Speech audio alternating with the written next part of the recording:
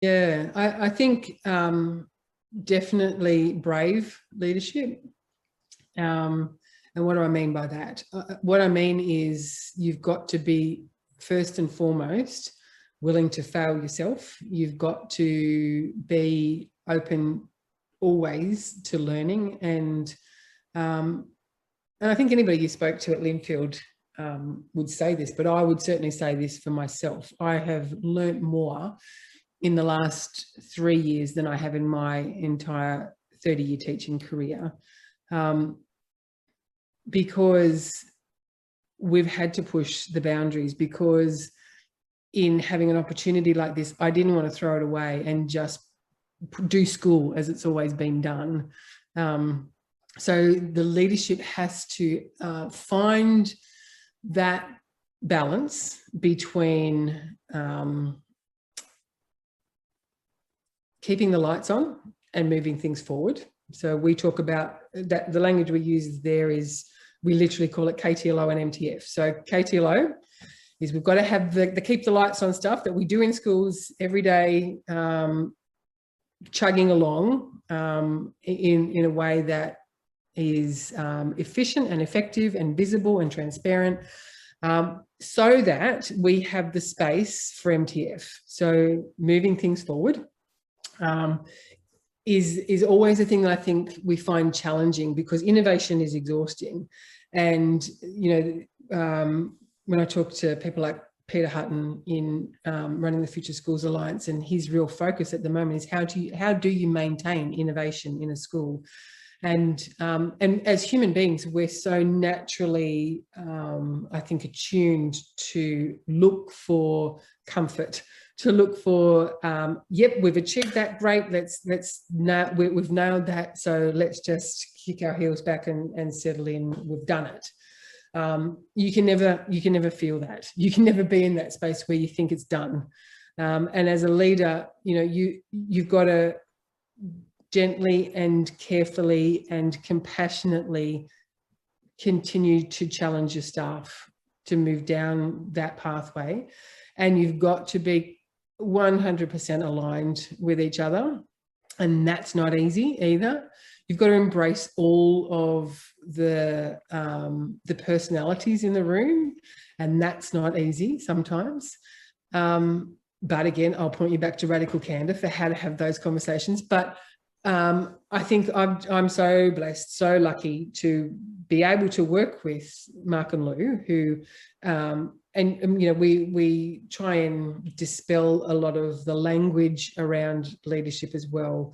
So we talk about ourselves as the senior leadership team, not as me as the principal and them as deputies or anything else. I don't think that hierarchy is helpful. And when we always talk about us being at the bottom of the triangle, and our job is to support our executive team, our administrative team, our teaching team, and everything is about what's best for the student. So if it's the other way around, if we've inverted that triangle, then we've got things around the wrong way. So what that often means for us as leaders is a lot of work around our other MTF project at the moment, which is what we're calling the People Project, because ultimately every challenge that we have faced in this year, which is the year of all challenges, if we're to be honest, is that it comes back to how we manage people. And our job is to grow people in schools. We grow children, we grow families, we grow the future, and we grow our teachers and we grow ourselves.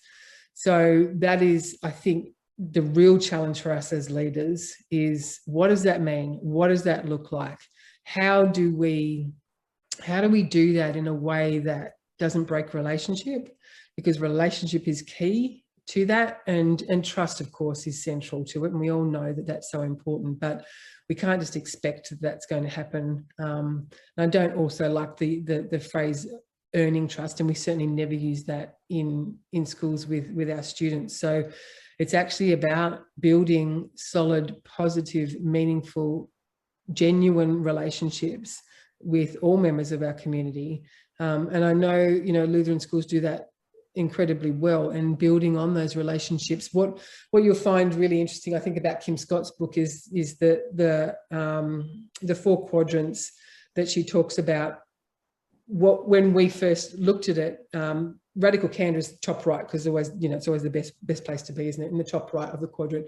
But the one that's in the top left-hand quadrant is ruinous empathy. And on the scale of,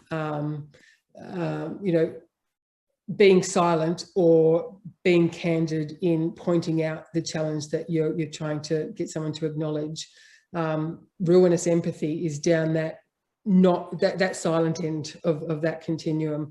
It's still incredibly caring on the vertical scale, but it's ruinous to the person because you're not actually pointing out to them what it is that they need to change. And the analogy she uses in the book is the guy who's absolutely loves his dog, but his dog's got a medical problem where he has to have his tail cut off. So, his heart's broken because his poor dog's got to have his tail cut off. So what he does is he just chops off 1 inch every day of the dog's tail. Ruinous empathy, because it would be far better for the dog to just chop it off and get it over and done with. But that's what we do, right? We do that every day. We skirt around the issue. We prioritize the relationship, which we're naturally designed to do, and that's still important, but it shouldn't preclude us from having that direct and important conversation to support our colleagues in moving forward. So yeah, I think they're some of the key leadership components that I really notice, I think are powerful for what we've been able to do at Lingfield.